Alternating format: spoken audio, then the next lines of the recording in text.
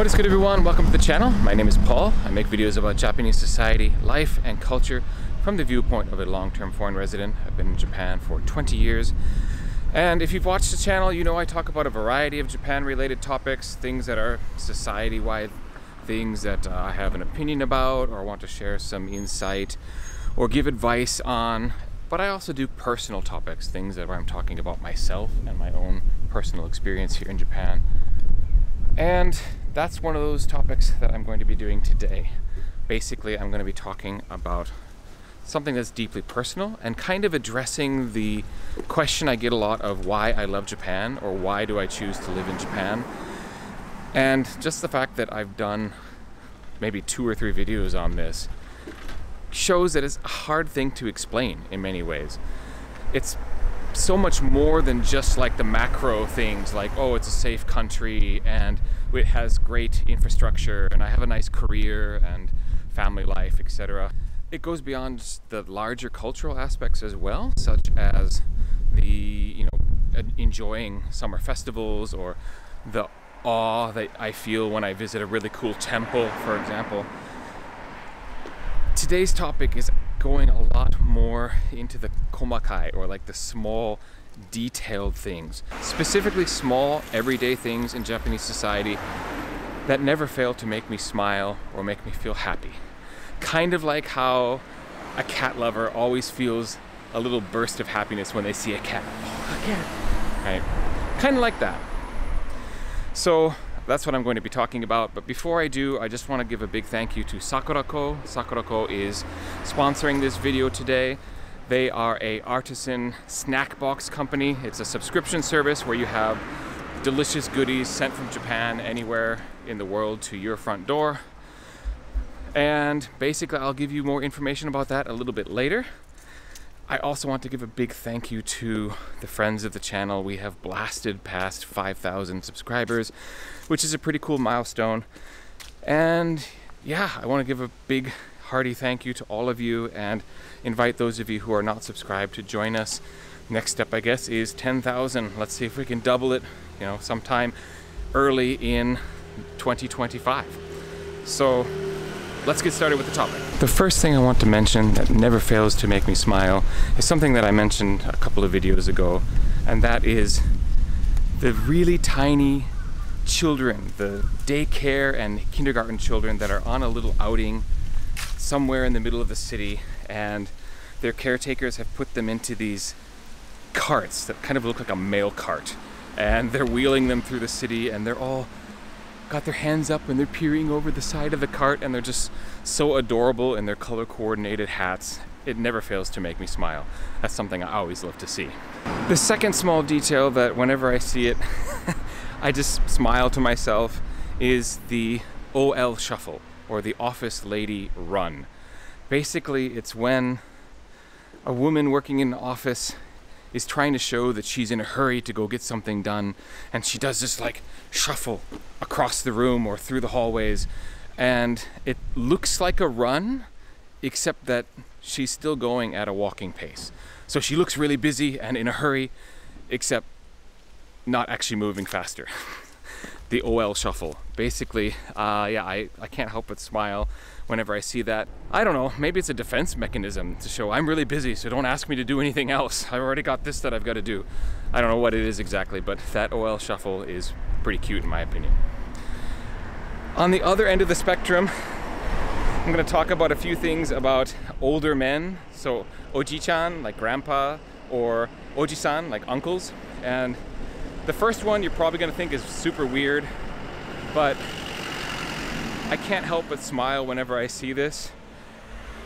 It's the oji-chan, or the grandpa, who's on a moped or a scooter, and they're ancient, like they're like in their 80s or 90s, and they've got this giant white helmet on that looks like it was from the 70s. It's all scarred and beat up, and they look like a Star Wars pilot.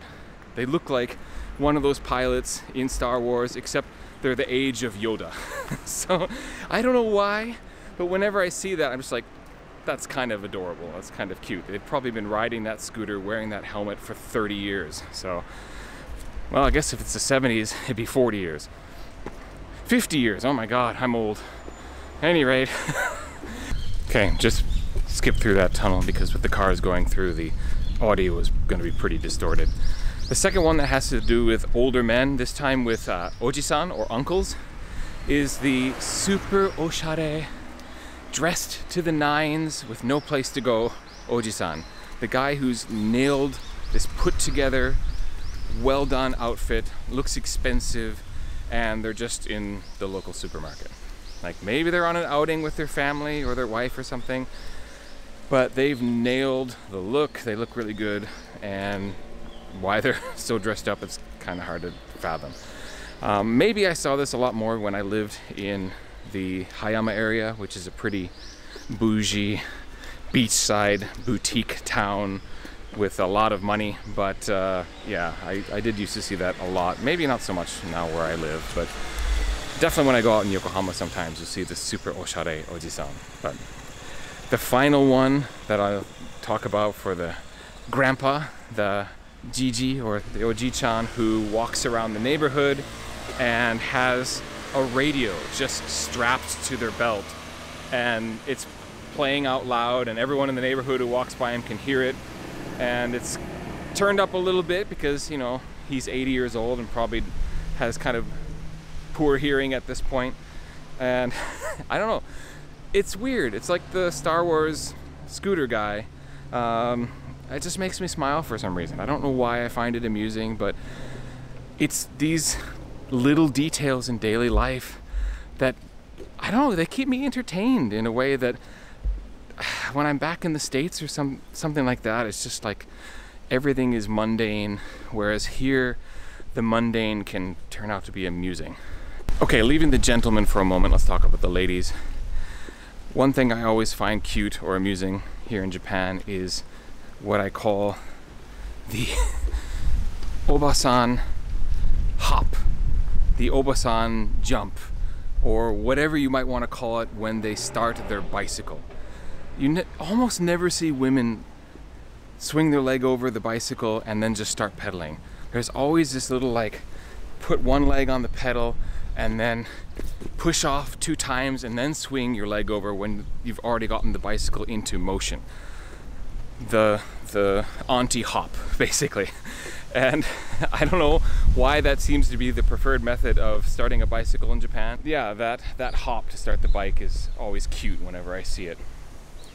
Another one is, I can't help but be amused when I see the high school girl carrying this bag that is just laden with baubles, trinkets, stuffed animals, keychains, character goods. I mean, there's a trend, it seems, to have just a giant amount of stuff on your bag. Now, straps on a school bag were always a thing, but recently it's kind of gotten out of control.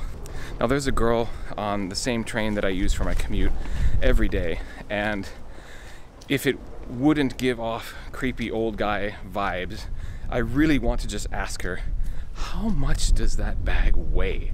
Like, she doesn't need to exercise because all she needs to do is walk up station steps carrying that bag, and you know, she's good for the day. I mean, it's amazing. It's all like Mickey and Minnie and all these like full-size stuffed animals. We're not talking like little keychain size things, although there are some of those. We're talking like, if you remember Beanie Babies, or, you know, kind of a small size stuffed animal. They're like, you know, it's a big honking thing on there, and she's got like 20. How she can carry that around all day, well, more power to her. And the trend is moving to the boys as well. I'm seeing more and more high school boys with heavily laden bags of trinkets and character goods, etc. And a lot of them are just as cutesy as the girls. I mean, anime characters that are done in kind of a cutesy style, and, you know, just a pile of them on their school bags. Not as much as the girls seem to do it, but it's definitely trending to the boys as well. And I don't know, I just find it funny. It's pretty adorable, if you ask me. Now, speaking about details and being appreciative of details, I'm going to take this moment to talk about today's sponsor, Sakura Co, because that is a company, when they put together their boxes for you, they really are paying attention to details, and it is definitely a detail-oriented company when it comes to deciding what they're going to include in their monthly subscription box. So let's take a look at the December box together, shall we? This week my video is about details, which I think is pretty appropriate because the sponsor, Sakura Co., really does pay attention to details when they put together their boxes. It truly is a curated experience, with each month's box being from a different part of Japan and really paying appropriate attention to the strengths of the cuisine of that area, the traditions of that area, etc. And this month's December box from Hokkaido is no different. This box has basically all things that I would recognize as being very much a Hokkaido treat. First of all, we've got cookies that have melon. Most melons in Japanese supermarkets come from Hokkaido, and the really expensive ones do as well. Also, butter cookie, butter senbei, milk Danish, as well as these milk manju over here, because Hokkaido is the dairy state of Japan, or dairy prefecture. And of course, the treats that are made in Hokkaido tend to feature that, hence the butter cookies, the milk chocolate, etc. As usual, Sakura Co. provides you with this handy booklet which gives a lot of information about the makers, about the traditions of the place where the treats are coming from. It gives you ingredient and allergen information, which of course is very important. Yeah, I've lived in Japan for a long time, but I don't know about the production of treats like this, and so this has been a really interesting learning experience for me to read about these things. And they also give the detail of the shonzui flour dish, which I have right here. And it is beautiful. It's actually very substantial. This is not your 100 yen store Japanese style dish. This is a genuine Japanese, made in Japan, beautiful piece of tableware. So the question is, what am I going to try? Well, I know it's not going to be the butter cookie because my wife immediately called out that this is what she wants. Obviously, I'm going to try the tea, so we'll start with that.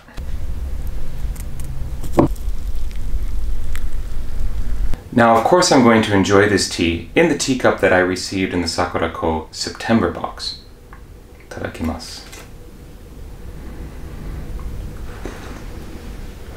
Now, this is actually a mix of brown rice from Hokkaido and green tea from Shizuoka. Hokkaido is not really known as a tea growing region, but this does combine with Hokkaido brown rice, which is a pretty common ingredient in some tea mixes. So I've definitely had this before, and this is particularly nice. The brown rice adds a kind of nuttiness to it, if that makes sense. I think I'm going to start with this milk manju. Oh, bonanza! Really, really soft pastry outer, and it has the usual kind of manju filling, but it tastes like cream, no joke. When it says it's a milk manju, that is absolutely the flavor that comes through. I think it makes sense to try something savory as well. So let's go for this kuromame senbei.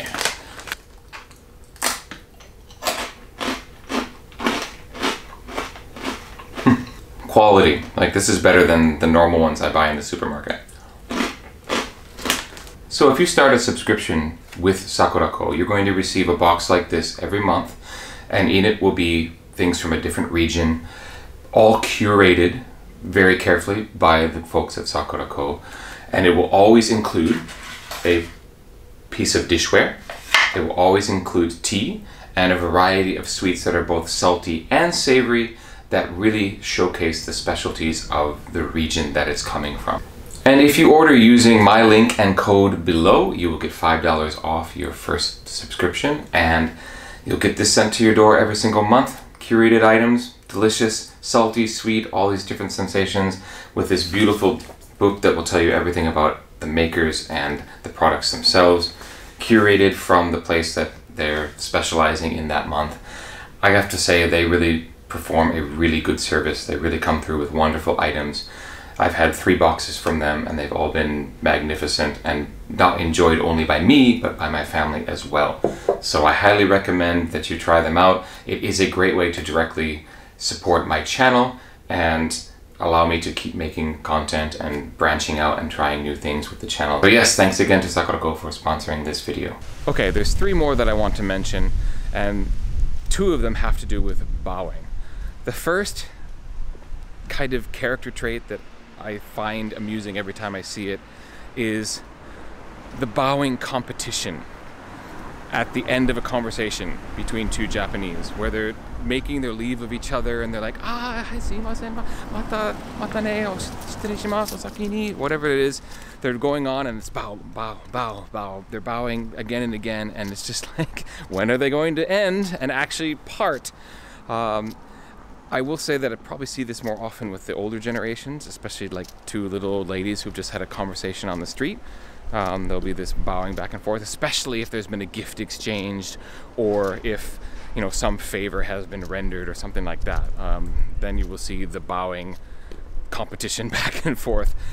Another thing that makes me smile, sometimes in chagrin, is bowing on the phone. When you see someone, arigatou gozaimasu, and they're bowing as they're on the phone. And I say with a little bit of chagrin because I do it too. Like, it's absolutely a habit that has crept into my own life. I bow on the phone now. And yeah, I smile when I see others do it, and I smile wryly when I catch myself doing it. All right, the final one that I'm going to talk about today is one that probably is relatable to most people. I think this is maybe the most relatable to anyone watching this. Even if you haven't been to Japan yet, when you're here, this will probably happen. And that's when you witness something that you've seen 100 times in a drama or an anime or a Japanese movie. Like, something happens in society on the street that you've seen portrayed in like every anime or in every J-drama that you've watched. Like, for example, on the occasion when I see a lady out on the street in the summertime and they take a ladle of water and they're watering the street to cool things down. Like, how many times have I seen that in some kind of media? So seeing it in real life is like, oh yeah, that's right, that's real. It's not just, you know, a dramatization. So whenever you see something like that, it'll probably make you smile, and it certainly makes me smile to see it. Of course, as always, this is a topic in which I invite you to share your own. I'm sure that if you live here, you have your own examples like this. Things that when you see them or you experience them, maybe no one else gets it, but they make you smile. And I invite you to share those in the comments below. I'd love to hear what examples you have and what examples you've experienced. But at any rate, thank you so much. Remember that you can get $5 off your Sakurako order if you use my code. That is a really great way to support the channel and send the message to them that even a small channel like me is worth sponsoring and helping out in this regard. So it's been a real privilege to work with them. This is the final video I've got with them so far. I'm hoping they will be willing to partner with me in the future again, but for now this is the last one that is sponsored by them. So I would really be ecstatic if, you know, some of my viewers would go off and take advantage of the offer and give these snacks a try. Thank you so much for watching. As always, like, subscribe, share. That's in the end the best way to help the channel. Oh, and I wanted to add that I will be trying my first ever live stream soon. I will be making some posts about that, so stay tuned. And you know, if you watched my Retire Japan video, you know that my webcam is pretty terrible, but I have taken some of the money that supporters have given me and I've turned that into a brand new webcam and microphone so that I can do better interviews and have better audio if I do something like a streaming event. So yeah, I've got better equipment with which to use for that sort of type of video. So I will be announcing that live stream when it's happening pretty soon. It will be pretty soon. It's partly in honor of the 5,000 subscribers, so I want to get that video out, or the stream done, as soon as possible. And as always, thank you so very much for watching this particular video, and I'll catch you in the next one. Peace.